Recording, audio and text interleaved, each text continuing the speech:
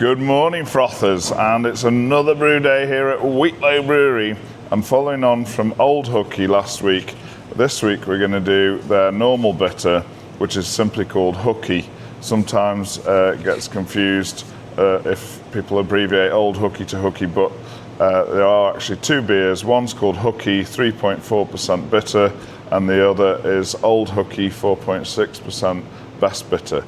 And Hooky is an easy drinking, amber coloured bitter with a reasonable hop presence, but very balanced, smooth, and nice sort of beer of the style of the Cotswolds, really, where it's balanced, it's malty, but it has got a bit of hop to it as well.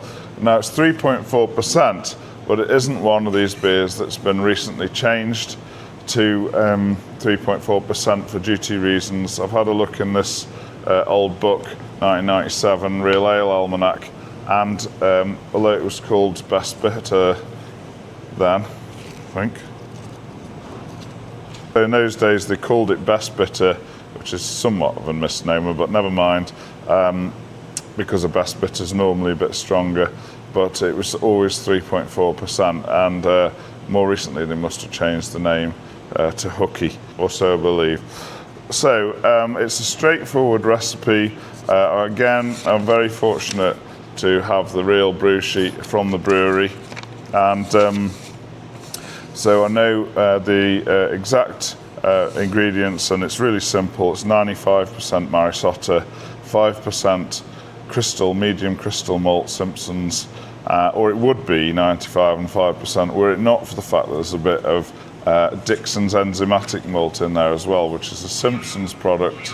So Dixon's enzymatic malt doesn't seem to be commonly available, although I have put a request into the malt miller to see if they can do anything about that. But if you don't have that, it's no problem really, and another enzymatic malt such as Vehement's acidulated malt will be fine, or indeed leave it out completely and just acidify the mash accordingly to get to the pH that you want.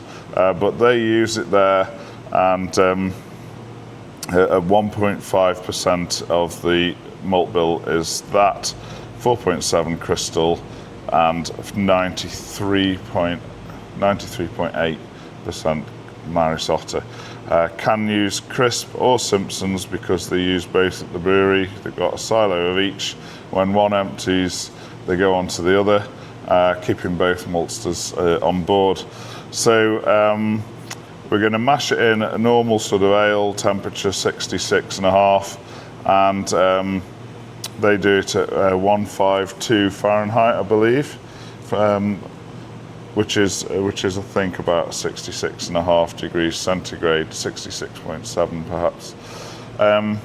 For the hops on this one, very traditional English, Fuggles, Challenger and Goldings, and they're mostly at the start of the boil. So I've got 11.1 IBUs of Fuggle, 9.7 IBU of Challenger, and 8.6 IBUs of, in my case I'm going to use the East Kent Goldings. And then we're going to just add a touch of East Kent Goldings in the whirlpool to simulate their use of them in the hop back. So I thought there's no point in not doing this beer. I've got the ingredients in, I've got the yeast, let's make it as well. I'll come on to the water profile after we've mashed in, and which we're going to do now. So let's get this show on the road, get mashed in, get cracking, and make another frothing ale.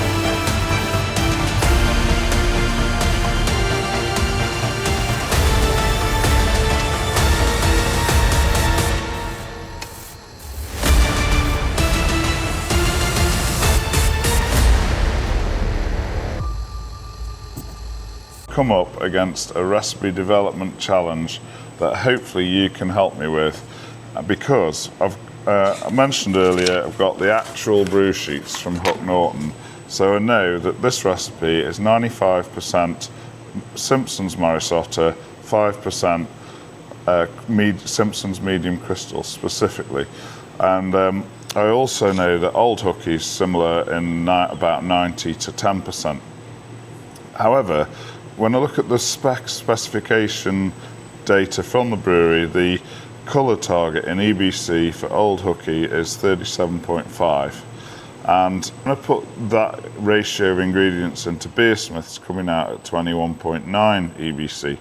Similarly with this beer, Hooky, the spec at the brewery is a bit of a range. It's 19.5 to 25.5 EBC. And when I put this beer into beersmith with 95% moreish Otter and 5% crystal, I get in 12.3 EBC according to the software. Now, if I was just told that this beer was moreish Otter and crystal and it's 20 EBC, then this would probably lead me to make a mistake and put too much crystal in, because the software is telling me I'm only on 12. But because I know that I've got the right ingredients, I've decided to go with the flow. And sure enough, the beer is amber coloured, and the Old Hooky was darker than that.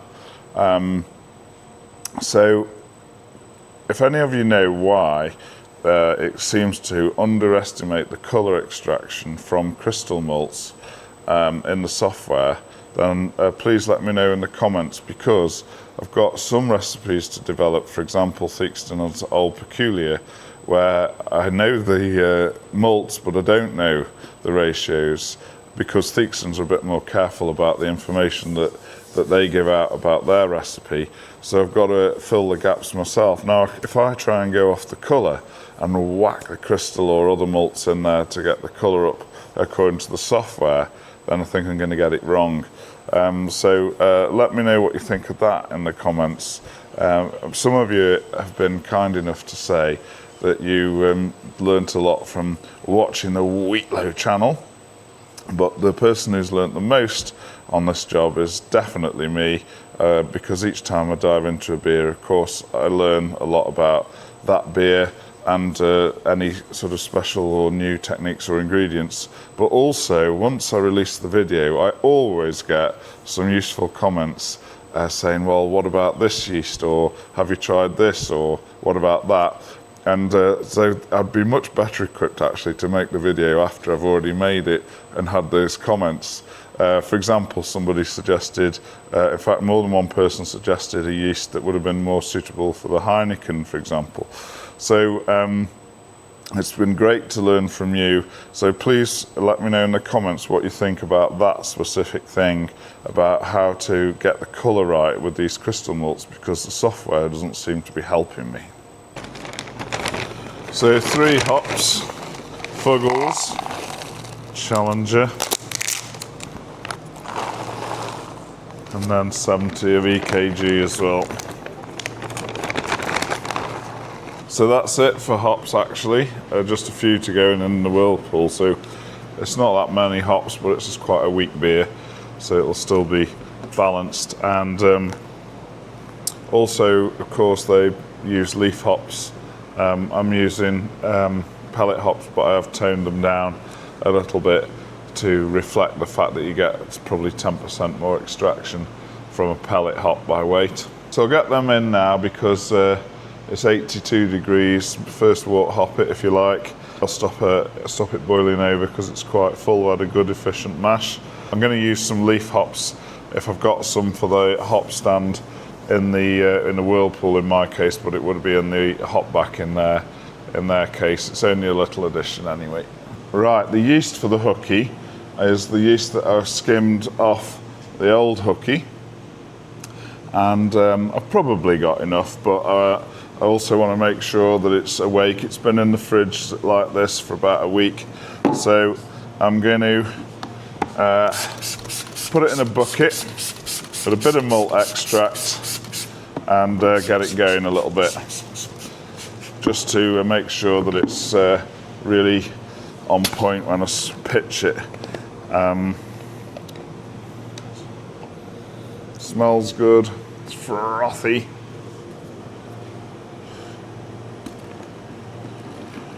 So just letting it play with the air a bit, and the malt extract should get it going.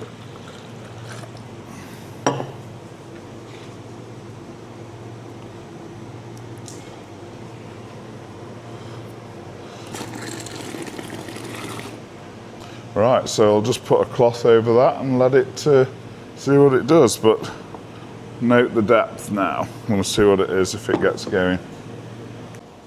And I also put some yeast nutrient in here as well, a couple of grams, so that should help get it going.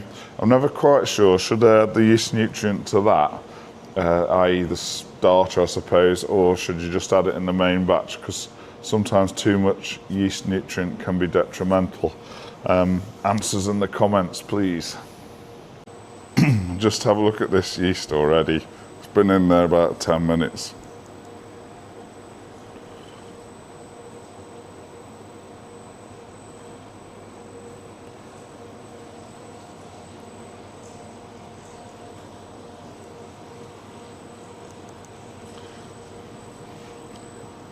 I think it's fair to say it's healthy.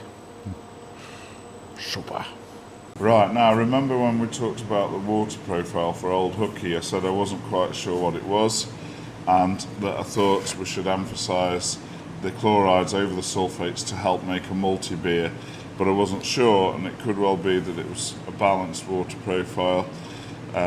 David Daniels said that they somewhat Burtonised the water, but the brew sheet that we've had off them has a massive amount of this in it. Calcium chloride flakes, and so there's a lot of chlorides in there as well as any gypsum that might already be in the groundwater. So anyway, on that occasion for Old Hooky I did a more chloride heavy water profile. On this occasion I'm going for balanced, so I'll put it on the screen here, but it's going to be about 170 parts per million of both chlorides and sulfates in balance. Plenty of carbonates as well, because we know it's hard water, or at least I think we know. And so we'll see how we get on with that. I still think I'm nowhere near as, I'm not being brave enough really, because I worked out, remember on the Old Hooky, that the chloride additions in the mash were amounting to 400 parts per million, so keeping it under 200 parts per million is a bit more restrained. So whether or not I'm on the right path, I don't know. Well, I'm pretty sure I'm not, because the chlorides aren't as high as the brew sheet would indicate, but I'm being a bit cautious about it. And this time keep it balanced, see what difference that makes. So it'll just be really interesting to see if we can taste any difference between the water profile on the Hooky and the Old Hooky, although of course it'd be a lot easier if it was the same beer. So let me know in the comments if you've got any bright ideas about perhaps what I should have done with this water profile, because I don't feel like I'm speaking with any great authority on this one. So let us know in the comments what you think, and maybe next time I brew it I can get it a bit close to the real thing.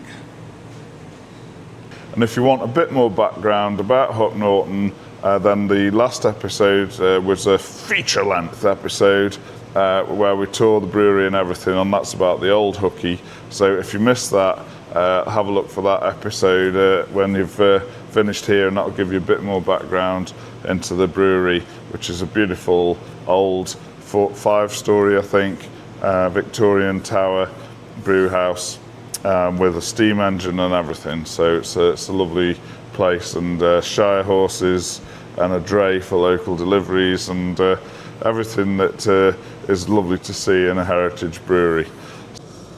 Right, so end of the boil, I've got my 3 protafloc to put in, so I'll put them in now, boil it for another 10 minutes, and then I'll just recirculate hot water through the heat exchanger to sanitize that, and then we can do the whirlpool hops as well, which is just 30 grams of whole leaf Fuggles. All right, I've got the hop stand hops, and it's 30 grams of East Kent Goldings. I said Fuggles earlier, but it is Goldings. So I'm going to put those in here so that I can chuck them straight in. So it's not much, but it should just give it something. Dump the tea bag.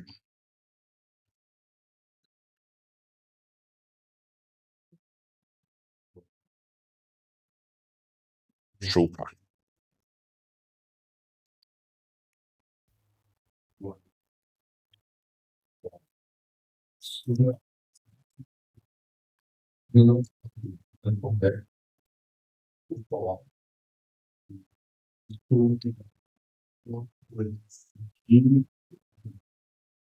Right, I got rather a full fermenter again here, and I can't just see where the scale is on here. It does have lines on it, but it's really full. I'm going to have to drain some into a bucket, I think, but what I'm going to do this time is pitch the yeast first, and the yeast's looking great. It's got quite a froth on it, not as big as it was a bit earlier when I first added the malt extract. So just going to get this straight in.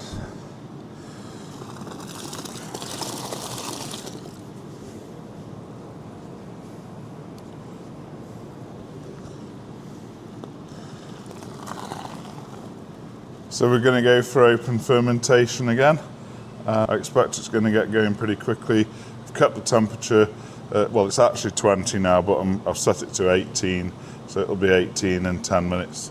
And we'll see how it gets on at that, and then we can increase it a little bit over the course of the next few days.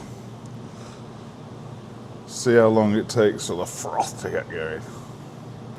So here I've got a 20 litre normal bucket fermenter. Just going to put a pin's worth in that just to make sure that we don't froth over. Well, we probably still will, judging by the last time, but don't froth over too much, let's say.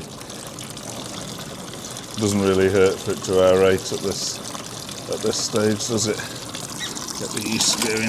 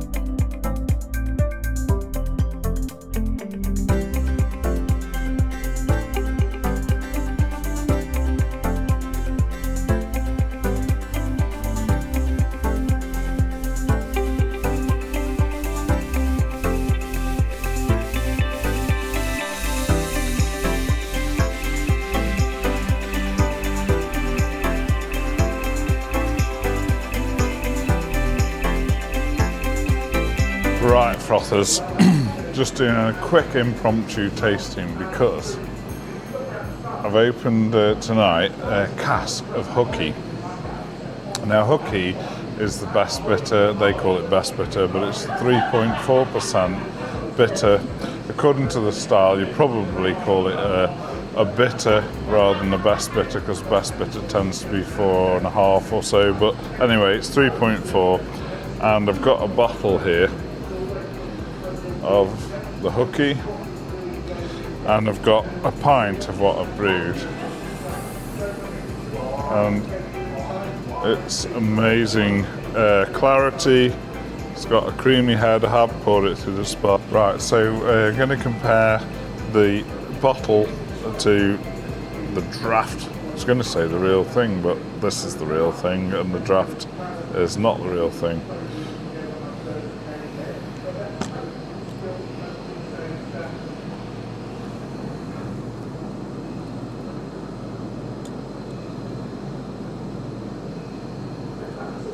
The colour's bang on. Really pleased with that. Now for smell and beer, they smell quite similar, but the bottled version smells a lot more malty, actually.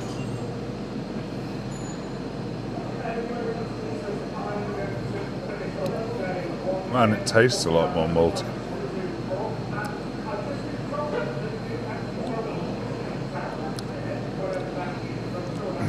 It's not quite how I remember it in the brewery on draft, so let's try the cask version.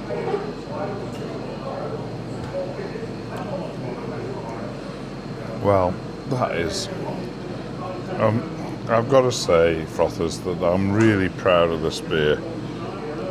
I concentrated on Old Hooky from this brewery. I thought Old Hooky's the one to do, that's the flagship beer, got to do that. And then I've sort of done this as an afterthought. I've used the same yeast, but I've just gone with the flow on the recipe, just, chucked it out there.